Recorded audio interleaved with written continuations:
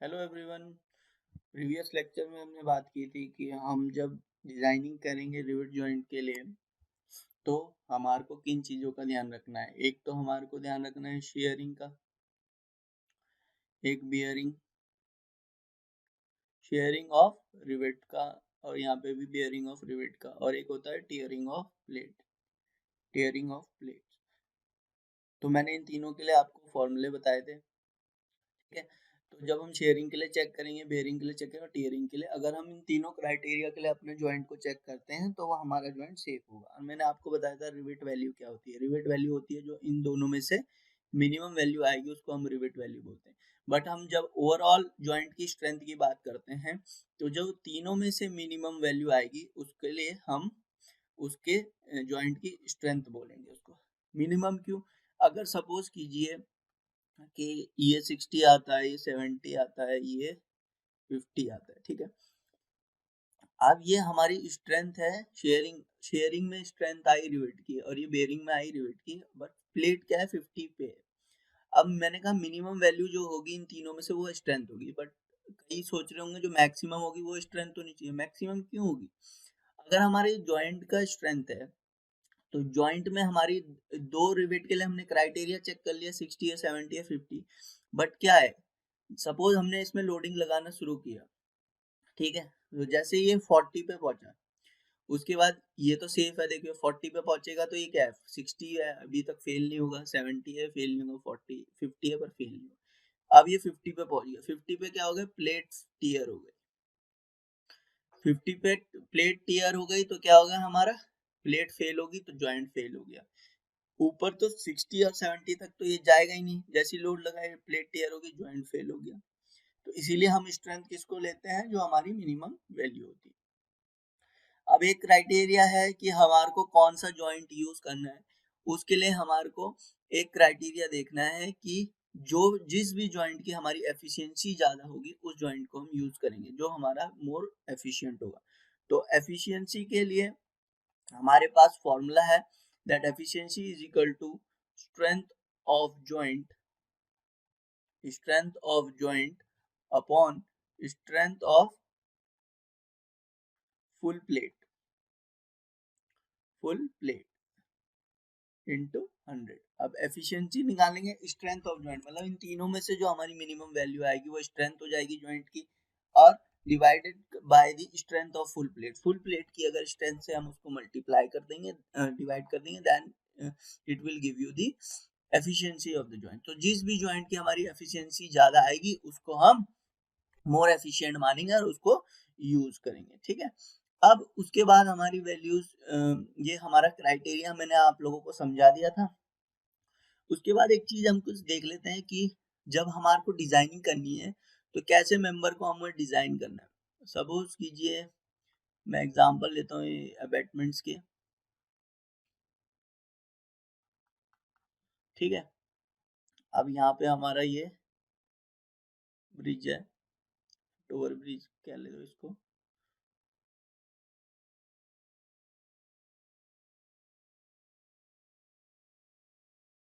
ठीक है। कुछ ऐसे ब्रिज है। अब हमारा जो ये ब्रिज है उसमें हमारे को कौन सा कंप्रेशन मेंबर के लिए डिजाइन करना है, कौन सा टेंशन मेंबर के लिए डिजाइन करना है, उसको देखने के लिए हमारा कौन सा मेंबर कंप्रेशन में आ रहा है, कौन सा टेंशन में। ये चीज मैंने आपको मैकेनिक्स में भी बताई थी, आपको लोगों को ध्यान होगा। अगर अगर सपोज कीजिए हमारी बीम है, यहाँ पे कॉलम पे रेस्ट है, ठीक है। तो क्या होगा कि जब इस पे लोडिंग आएगी तो ये कुछ इस तरह से हमारी बैंड होगी। अब ये कुछ इस तरह से बैंड होगी तो जो इसकी डिफ्लेक्टेड शेप हो जाएगी बीम की वो कुछ इस तरह से हो जाएगी। अब जो इसके ऊपर के टॉप फाइबर्स होंगे that will be in compression, नीचे वाले किस में होंगे, टेंशन में होंगे। तो इस तरह से हमको क्या है, टेंशन वाले जो मेंबर टेंशन वाली रेंज में आएंगे तो उसको टेंशन के लिए डिजाइन करेंगे, जो कंप्रेशन में आएंगे वो कंप्रेशन के लिए डिजाइन करेंगे। सेम इसी केस में क्या होगा, जब ये यहाँ पे क्या है, ये सस्पेंडेड है तो ये क्या होगा, कुछ इस तरह से डिफ्लेक्ट होगा। अब जब ये कुछ इस तरह से डिफ्लेक्ट होगा तो हमारे को इसमें जो मेंबर्स जो इसके ये वाले जोन में होंगे तो that will be in tension, और ये वाले ऊपर वाले किस में होंगे, कंप्रेशन में, ठीक है। अब ये मेंबर तो फुली इस जोन में है तो ये कंप्रेशन के लिए डिजाइन होगा, ये और ये वाला मेंबर 2 मेंबर, ये टेंशन के लिए, ये भी टेंशन के लिए, बट ये नहीं पता रहता कि ये कंप्रेशन में है, ये टेंशन में है, ये कंप्रेशन में, टेंशन में, ये कंप्रेशन में, टेंशन में। तो इन चीजों को जानने के लिए हम क्या करते थे, मेथड ऑफ ज्वाइंट और मेथड ऑफ सेक्शन लगा के इनमें वैल्यू निकालते थे कि ये मेंबर कंप्रेशन में है या टेंशन में। तो ये उसका पार्ट था। तो जो भी जिस जोन में आता है उसको हमको उसके लिए डिजाइन करना पड़ेगा, ठीक है। तो अब हम पहला न्यूमेरिकल लेते हैं, इसमें एक न्यूमेरिकल शुरू करते हैं इसको। अगर आपको एक कॉन्सेप्ट समझ में आ गया तो देखते हैं हम कि हमको रिवेट वैल्यू कैलकुलेट करनी है, ठीक है। रिवेट वैल्यू कैलकुलेट करनी है। Calculate the value of a rivet in a lap joint used to connect two plates। अब दो प्लेट्स को ज्वाइन करना है, that is of 12 mm thick, 12 mm thick, used in following cases। अब दो case हैं इसमें, एक है पावर ड्रिवन रिवेट्स, दूसरा केस है हैंड ड्रिवन रिवेट्स, ठीक है। अब इन दो केसेस के लिए अगर हमको डिजाइन करना है, पहले हम ए पार्ट के लिए डिजाइन करते हैं, ठीक है। तो इसमें हमारे पास सिर्फ थिकनेस ऑफ प्लेट गिवन है, T is equal to 12 mm, ठीक है। अब हमारे को फॉर्मूला क्या था, हमको इसको ज्वाइंट के लिए एफिशिएंसी देखनी है, लैप ज्वाइंट है।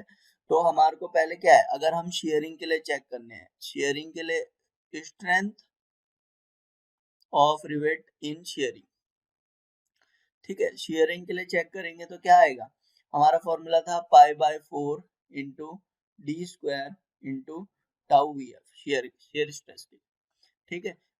ये तो हमको पता है, ये मैंने आपको एक टेबल बनाया था कि पावर ड्रिवन के लिए टाउ वी एफ की वैल्यू कितनी होती है, टाउ वी एफ की वैल्यू हमारी 100 होती है, 100 न्यूटन पर mm स्क्वायर, ठीक है। बट डाया हमको मालूम नहीं है। अब आपको ये चीज ध्यान रखनी है, ये हमारे इंडियन स्टैंडर्ड कोड में दिया है, ये आप याद भी रख सकते हैं। अगर हमको कहीं पे डाया ऑफ द रिवेट नहीं गिवन है तो हम उसको कैलकुलेट कर लेंगे अनविंस फॉर्मूला से, ठीक है। डाया ऑफ रिवेट गिवन नहीं है तो अनविंस फॉर्मूला है 6.01 under root of T, thickness of the plate, ठीक है। तो अनविंस फॉर्मूला ये कहता है, अब यहाँ पे हम इस अनविंस फॉर्मूला के लिए हम इसमें वैल्यू लगाएंगे 6.01 अंडर रूट ऑफ 12, तो यहाँ से आ जाएगा ये 20.81 mm। तो हम क्या करेंगे, जरूरी नहीं है इसमें ऊपर अप साइड ले लें, हम इसको नीचे की साइड भी ले सकते हैं। तो 20 mm का हम रिवेट यूज कर रहे हैं, ठीक है।